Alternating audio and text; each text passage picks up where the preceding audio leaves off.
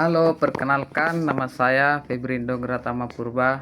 Saya dari kelas PKOB 2023 dengan NIM 6233 Di sini saya akan menjelaskan secara singkat tentang bagaimana olahraga Indonesia mencerminkan semangat nasionalisme dan sering digunakan sebagai alat politik. Ada beberapa rumusan masalah yang perlu saya jelaskan, yaitu yang pertama, mengapa olahraga dapat membangun rasa persatuan dan nasionalisme. Yang kedua, bagaimana pemerintah atau media menggunakan olahraga untuk membangun citra politik. Dan yang ketiga yaitu apakah kemenangan atlet selalu mencerminkan kekuatan bangsa. Baik, di sini saya jelaskan secara singkat. Olahraga memiliki peran besar dalam membangun rasa persatuan dan nasionalisme, tetapi juga dapat dimanfaatkan untuk tujuan politik, dan kemenangan atlet tidak selalu mencerminkan kekuatan suatu bangsa yang secara menyeluruh. Rumusan masalah yang pertama itu, mengapa olahraga dapat membangun rasa persatuan dan nasionalisme. Olahraga dapat membangun rasa persatuan dan nasionalisme melalui beberapa cara berikut, yaitu yang pertama, identitas kolektif. Ajang olahraga besar seperti Olimpiade, Piala Dunia, Asian Games, Euro, dan SEA Games dapat menciptakan identitas kolektif di mana warga negara bersatu untuk mendukung tim atau atlet yang membela negara mereka. Hal ini menciptakan rasa kebanggaan dan kebersamaan yang melampaui perbedaan sosial, budaya, ataupun politik. Yang kedua yaitu ada simbol perjuangan dan pencapaian. Kemenangan tim nasional di panggung dunia dapat menumbuhkan kebanggaan nasional yang kuat. Prestasi atlet menjadi simbol perjuangan dan keunggulan bangsa yang sering kali digunakan untuk memproyeksikan citra positif di mata dunia.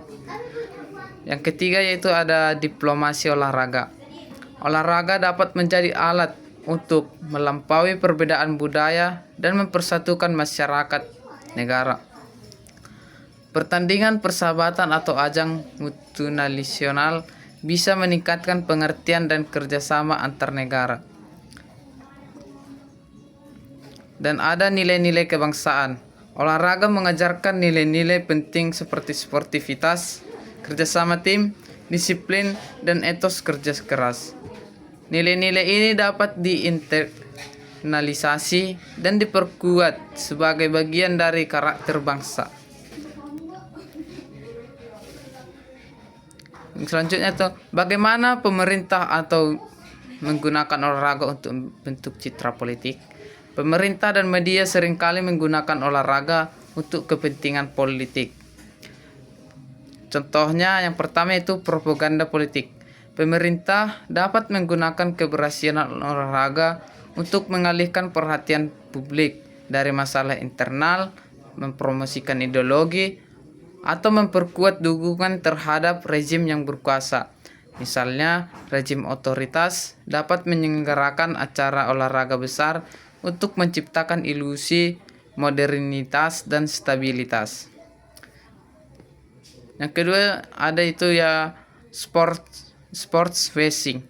Beberapa negara, terutama yang memiliki catatan hak asasi manusia yang buruk, mereka menggunakan untuk mencuci citra mereka di mata internasional atau menutupi dengan menjadi tuan rumah olahraga besar untuk membeli tim-tim ternama. Mereka berharap dapat memperbaiki reputasi dan mengalihkan perhatian dari isu-isu negatif.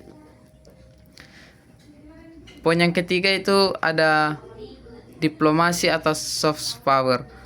Negara menggunakan diplomasi olahraga untuk meningkatkan pengaruh dan reputasi mereka di kancah internasional.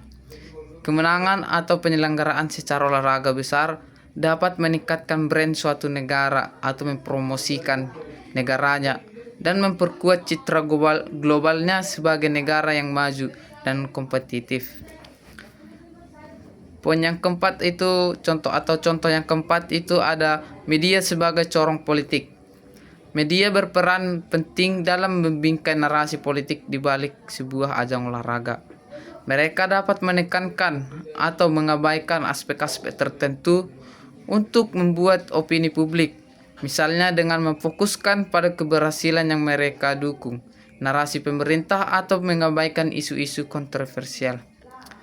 Itu ada masalah yang ketiga, apakah kemenangan atlet selalu mencerminkan kekuatan bangsa?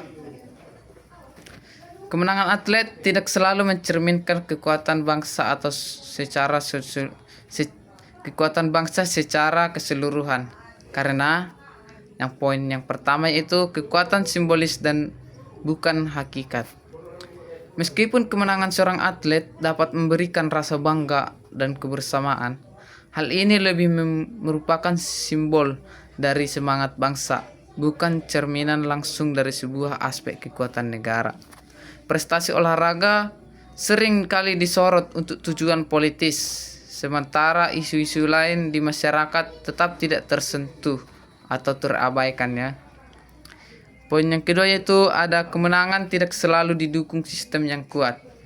Beberapa atlet mungkin mencapai prestasi besar berkat bakat luar biasa dan perjuangan pribadi.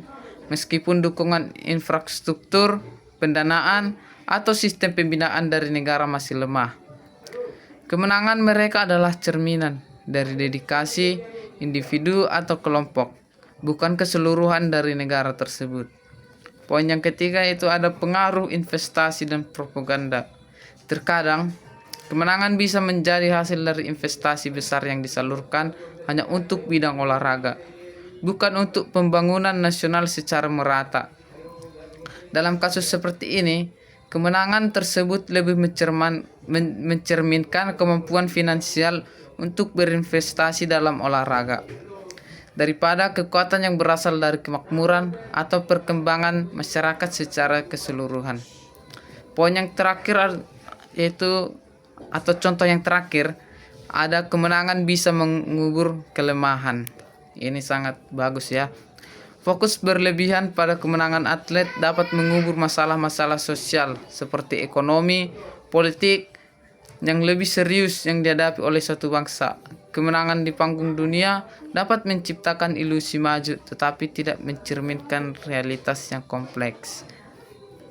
Nah, sekian dari penjelasan saya tentang bagaimana olahraga di Indonesia mencerminkan semangat nasionalisme dan sering digunakan sebagai alat politik. Jika ada tutur kata saya yang salah, mohon dimaafkan. Sekian dan terima kasih.